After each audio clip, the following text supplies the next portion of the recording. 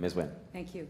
So the first thing that I need to remember, and I think we need to remember, is that rural doesn't mean just agriculture. It means agriculture. It means small towns. There's a whole range of needs in our rural communities. And so from my perspective, we need to work with organizations like Roma, with individual municipalities, to figure out what the municipal autonomy, what the decision-making authority that municipalities in our rural communities need. So what's the self-determination that's needed by rural communities? And so that's the first thing, and that's part of the re-engagement. The second, for me, the second piece is that this is such an important issue for us as a province, not just as a party, not just as a government, but as a province, that I think the Premier needs to take this on. So as Premier, I would appoint myself as the Minister of Agriculture and Rural Affairs for at least a year to make sure that we shone a light on those issues, that we implemented the changes that need to be implemented, and that we re-engage with communities across the province. Thank you very much, Ms. Wynne. Mr. Murray. Thank you. We elect strong, good people from rural Ontario. The first thing I'm going to do is sit down with every single MPP, and I will start with the rural members. I will ask them for 2 key priorities in their constituency, and as Premier, I will commit to work with them to do it. We have a great democratic system. I will start not just listening, but doing. 4.5%, almost 50% of our jobs are being generated by about less than 5% of our companies. A lot of those small businesses are farms. I've been working with my friend Lloyd Wicks in Halliburton. He's trying to turn his goat farm into an international export center for baby formula, goat milk baby formula, to help moms around the world. You can import dairy products in here without inspection. He can't get health approval to diversify his economy and create that, because 80% of jobs in rural Ontario are going to be built by people who live in rural Ontario. Finally, I'm going to close because I don't want to go over my time. Thank you. Thank you very much, Mr. Murray. Our second question is also about rural issues. People often say life is different in rural Ontario versus urban Ontario. How would you ensure government programs meet the needs of rural and urban communities alike? The first to respond, Sandra Pupatello. Thank you. I think some of the things we've done over the last first 2 terms that I was a part of Cabinet to do and to watch my colleagues implement. Even in my hometown, Essex County, a significant part of it is rural as well. When we had nurse practitioner clinics, we made sure that a good portion of that went to rural Ontario, where access to that first line of defense, the doctors, are so key. We put one right here in Ingersoll this past February. That's the kind of thing where we have to have an eye to be certain that what we do for all of Ontario, we make sure that appropriate slice goes into rural Ontario for the population that needs services there. I mentioned transportation. It's easy to talk about Toronto Transit. Everybody talks about that. But what about in rural Ontario, when you're out on the country line in the back? How do you get there when you're living on your own and you're 80 years old and you need to get to the doctor? These are the things that we as a party need to address, and I'm prepared to do that. Thank you. Thank you, Ms. Pupatello. Next to speak is Charles Souza. Rural Ontario, Northern Ontario, urban Ontario, we're all Ontarians. We all share the same concerns, and that's to provide something better for our children, our families, and enable us to have more prosperity. In rural Ontario, we need to do a little extra because of access and geography.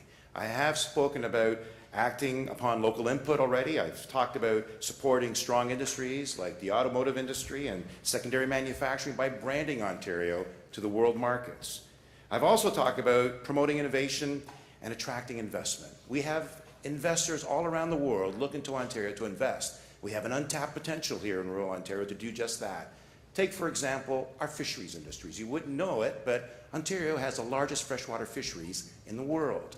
And what we need to facilitate that industry, when I was meeting with them in Whitley, Ontario, is to have them obtain certification so they can go around the world. We have a sustainable fisheries industries to enable that to be so. These are just some of the small things that we can do in partnership to help those companies create more jobs, more prosperities, and a better society for all of us. Thank you.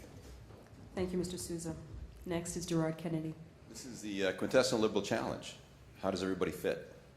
And what we have to do, and we're actually called upon to do by people like Mr. Drummond, is some transformation with government services. We're going to have to do things better. We're going to have to find ways to save money.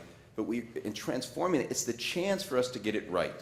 You know, we have large school boards and large LINs. Where are the rural rights to make sure the rural voice is respected? Why do people have to fight over and over again for their rural schools to explain that they're the heart of any community in terms of being able to make things happen? Why do people have to fight 10 times for Charlotte Engelhart Hospital not too far away from here when I was health critic? And I gather some of those struggles now are done, but it still shouldn't have to be that difficult for us to customize government. We're not necessarily the people that say government should do everything, but we should use our moral suasion to say it should be done equally well. And that's something we can start to demonstrate.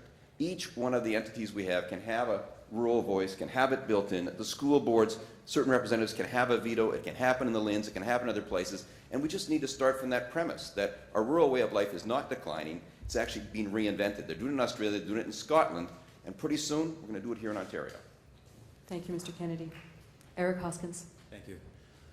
You know, rural and small-town Ontarians aren't different than other Ontarians, but rural and small-town Ontario is different and unique and faces unique and often quite challenging obstacles to succeed. A lot of people like talking about a urban-rural divide.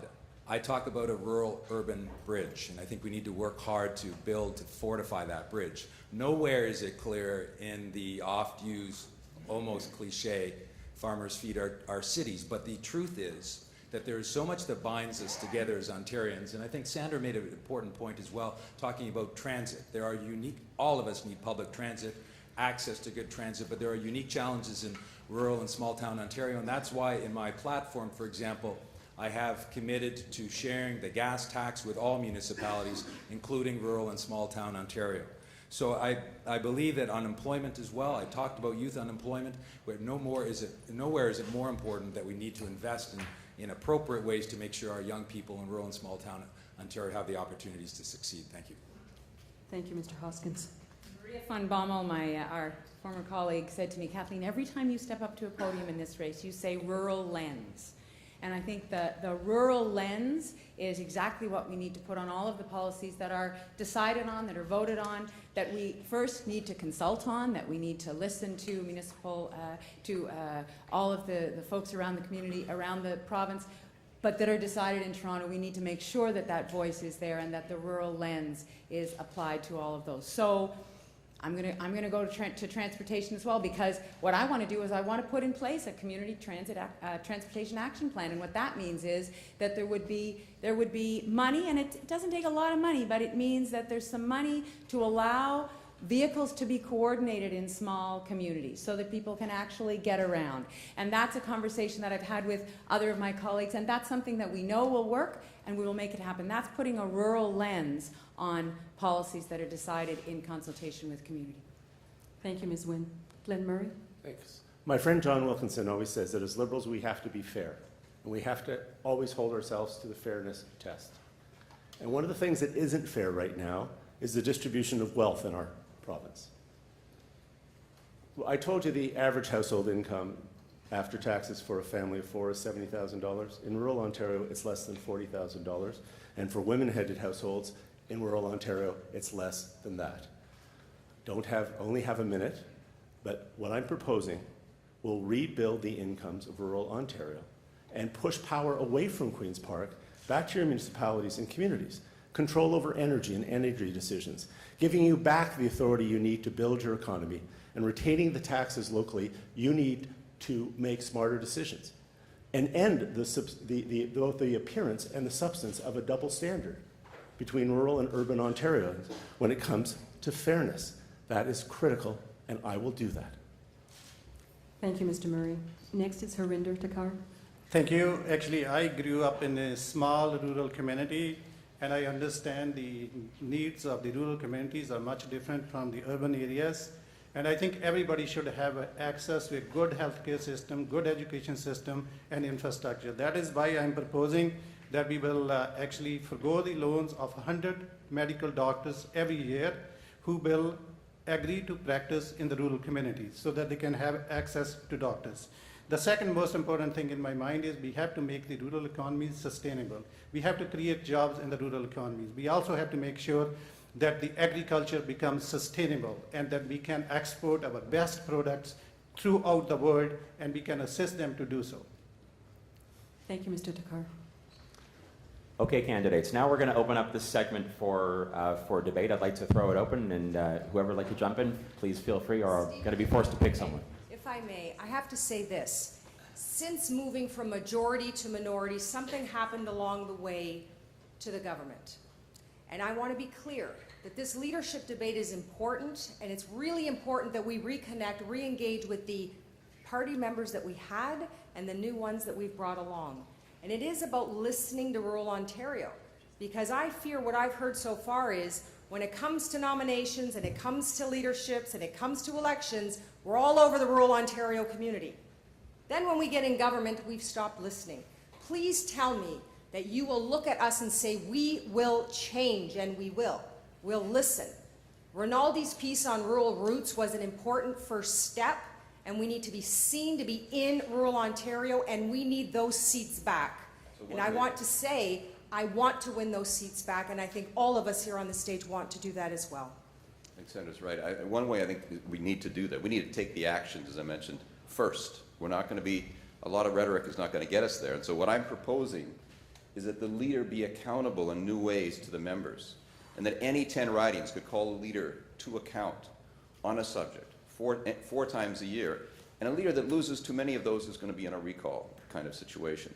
The point there is not to have recalls. The point is to tell people in areas that feel disconnected from us that your voice is going to be heard. First of all, here in the party. It's time for every member to count all the time, not just at leadership times, not just at special times, but all the time. And similarly, MPPs having a stronger voice so the distinctive parts of this province can be heard, I think is a really key element to get out there with. But that means that within our, and I agree, it means though that within our provincial councils and within our discussions in the party, that same rural lens that we've all talked about in different ways applied to government policies needs to be applied to our discussions within the party. And so we need to have those honest conversations within the party about what it is we need to do going forward and where the differences are and where the common ground is. And I think that's as much a part of this leadership discussion as the specific government policies. Mr. Murray first, I think, was going to jump in before. First off, you cannot have rural household incomes being half of urban household incomes. 65% of economic growth is tied to household incomes. We have to rebuild household incomes. We live in the internet high-value jobs. Those jobs can be anywhere. We don't have any purposeful policy that pushes those jobs to communities like Kenora and Cornwall and everything in between. I've laid out a plan that will start to do that will move those high-value jobs and move our universities and colleges through the world of technology, that you don't have to leave your home or your community to get the university and college education, that you need to get 100% of those jobs. That's what we need to do. And we need to do that finally, and I'll say this by closing, by making rural municipalities and communities stronger. Why don't we plan our energy the same way we plan our water or sewer or roads and transit in rural Ontario? Why don't we trust rural Ontarians to make those decisions? I think that will make us a lot more popular around things like energy when people actually get to decide whether it's thermal or solar or wind. These are simple things, but they're things that people in rural Ontario have long wanted and need and must have. Thank you very much, Mr. Murray.